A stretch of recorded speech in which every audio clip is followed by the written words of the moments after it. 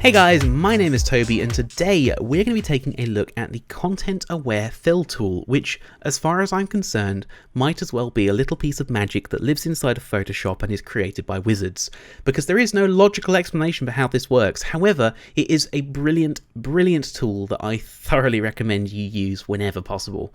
And basically it's a way of removing objects from a scene in basically one step, which is just madness how easy this is to do. So without waiting anymore, let's just crack on and I'll show you how it works. So the first thing you need to do is you need to take the lasso tool, and what we're going to do is we're going to select around this guy here who decided to lean in at just the wrong moment and ruin my lovely composition here on top of a mountain in Germany.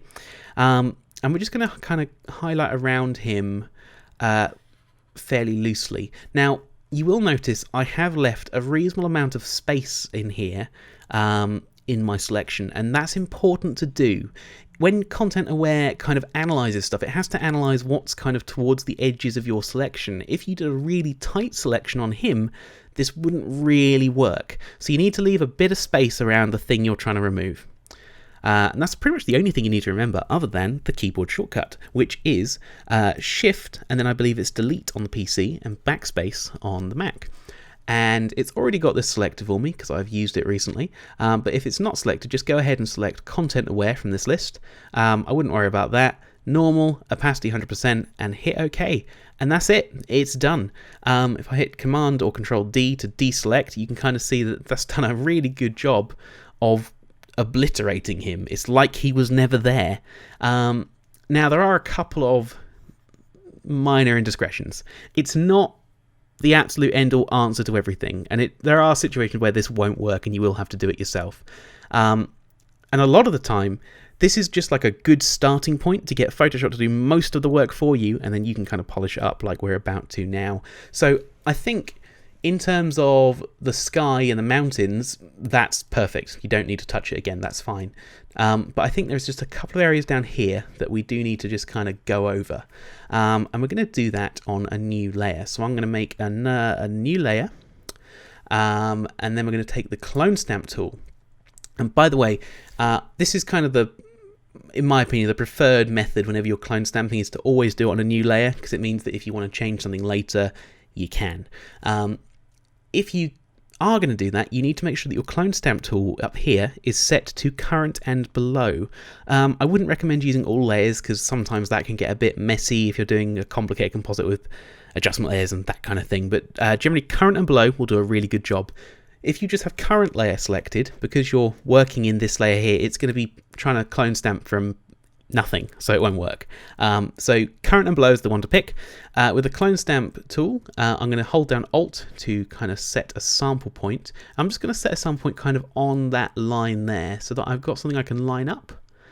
And I'm just going to put that in there, and we're just going to see how much we can get away with down here. Okay, so I think we do need to resample and just paint some of this out, because what you want to avoid are things like this, where you can kind of see there's like a distinctive shape there that's been repeated, and just kind of vary it up so that it looks invisible for the most part. That's kind of the best advice I can kind of give you for clone stamping stuff. And we'll do something similar up here, because that's kind of a bit weird. We might just take from this house here. Maybe we'll just kind of extend this village over a little bit, do something like that. And I think, let's just see, we just erase that, because this is another reason why it's good to work on an adjustment layer, because this is effectively what we've now painted. I don't like where this edge is, so I can just erase that and it looks fine. Whereas if we clone stamp that, you'd have to kind of edit undo or clone stamp over it. Doing it on a new layer is definitely the better option. But if we zoom all the way back out and we kind of go back to our open state, you know, you can kind of see how it's almost like he was never there. Whoops. And why is that turned off? There we go. But yeah, so that is how to use Content Aware Fill. I will just mention it's kind of a circumstantial thing. A lot of the time, there are situations where this won't work. It works better when you've got a kind of a clearer background like this, and a very distinctive thing you want to remove. So that's kind of the situation to look out for. But again, I always recommend trying this. It can save you a lot of time, or at least get you to a good starting point for manually cloning stuff in and out. But I think for now that's it. My name is Toby. Thank you very much for watching, and we'll see you soon.